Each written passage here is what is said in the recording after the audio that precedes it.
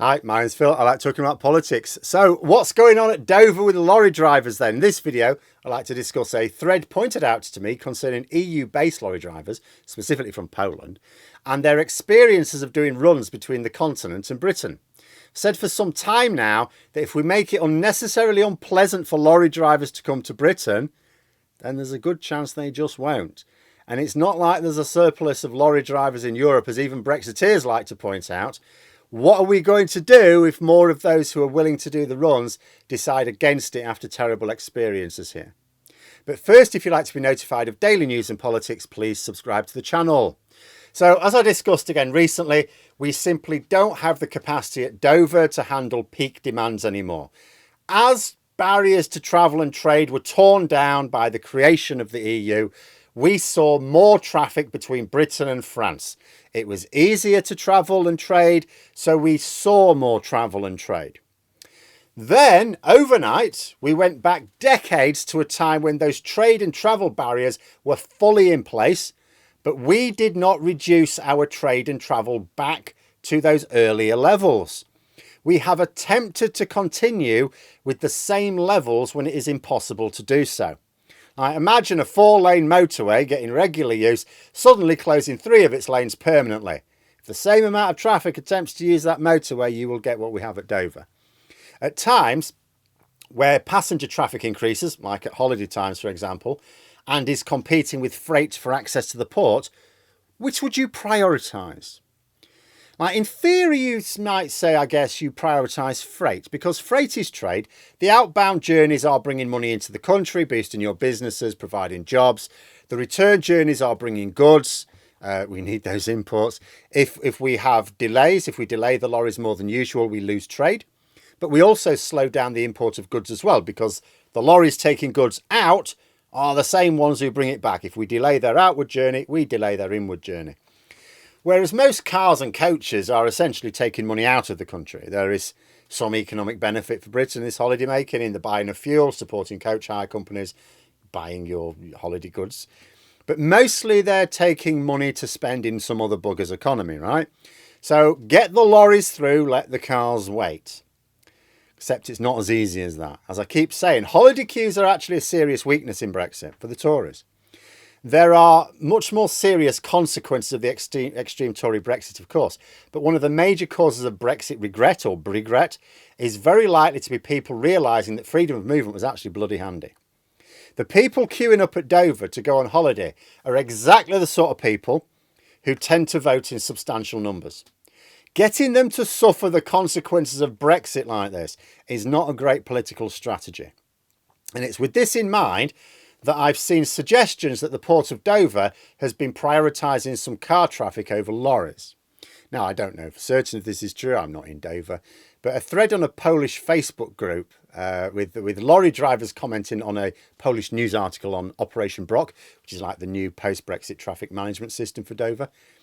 In it, they suggest that lorries are being queued up to make way for tourists. Now, what's interesting are some of the comments. Some, to be fair, are saying their experience was okay. But many others express the same concerns that lorry drivers from around Europe have expressed for a few years now. The lack of toilet facilities is a big one, for example. I mean, we actually pay a private firm to get water to people stuck in queues when they're really bad. You know, we didn't need this before we left the single market. But also lorry drivers aren't keen on, as one put it, taking a crap underneath their cab. There was a case last year, I think. The Transport Select Committee, I think it was, they went on a little of MPs. They went on a fact-finding mission to Dover, and one of them, poor old Hugh Merriman, stepped out of the minibus right into some human shit. The lack of facilities was pointed out years ago. As far as Boris Johnson was concerned, the Prime Minister at the time, the magical free market fairy would provide them. Well, they didn't. And neither of the numpties who succeeded him have addressed the issue either. But we have to consider that we are desperate for lorry drivers. Let me describe the precise nature of the problem. So, first of all, it takes a lorry driver a lot longer to complete the journey now. Before they even set off from the depot, it's not a case of being loaded up, here's your paperwork, off you go. They need to make sure that all their customs and standards Red tape is in order on the electronic system. There are then further delays in Kent, usually taking an extra 12 hours or more, stay at the lorry park, then a bit of a queue at the port itself. You know, all this is on top of the extra delays at the depot, which we have no record of. That is the direct consequence of leaving the customs union single market. All of this is a pain for the lorry driver, and it means they have to charge us more to deliver the same goods because it takes a lot longer. Second, cabotage rules are greatly diminished. So when we were in the single market, a lorry driver would deliver their load, then they would pick up another one nearby, deliver it somewhere else, pick another one up, and so on. The idea was, you imagine this circuit across 2 or more countries where they spent very little time on the road without a load in their on the back of their lorry, because while they're driving without anything in the back, they're not earning anything. And this was by far the most efficient way to move freight around. It kept the cost down for individual consignments. However, we've left the single market, and cabotage rules mean that a lorry driver with a British passport may only carry out 2 jobs after dropping off their goods from the UK within a 7-day period. That means fewer goods being hauled, which means the lorry driver, or more specifically their firm, have to charge extra again because they can no longer carry out cabotage as efficiently as used to be the case. Of course, there are reciprocal arrangements for EU lorry drivers in Britain as well, making the cost of imports go up. Although, it has to be said, our rules are a bit more flexible, because it turns out that the EU didn't need us more than we needed them. Astoundingly, it's the other way around. Shocking, I know. Almost like David Davis is an idiot. So at this point, haulage is now much more expensive and takes much longer. So then the third issue. During busy periods, the system at Dover breaks down. It's going to break down. It will always break down. There's simply no way to manage EU membership levels of travel with Brexit levels of travel restrictions. So the lorries are delayed even longer, sometimes much longer. This does a couple of things. First of all, it means the goods take much longer to arrive. Some goods, that might mean they're no longer suitable. With others, the EU-based customer may say, well, this is taking far too long. You're an unreliable supplier. Either way, it's going to lead to lost trade as more EU-based customers try to work out if they can find an alternative supplier inside the single market. Many of them will, and that is permanently lost trade to us. Oh, but don't worry, the Tories have got a great idea, right? What you do is you try and sell to a Pacific nation with even higher travel times and costs, right? The second problem is that the lorry drivers get pissed off because they need to keep moving except at scheduled rest points. Now, British-based lorry drivers are just basically going to have to put up with it. I've got another job. They will just develop a new game of throw the bag of crap as far from your cab as you can get it.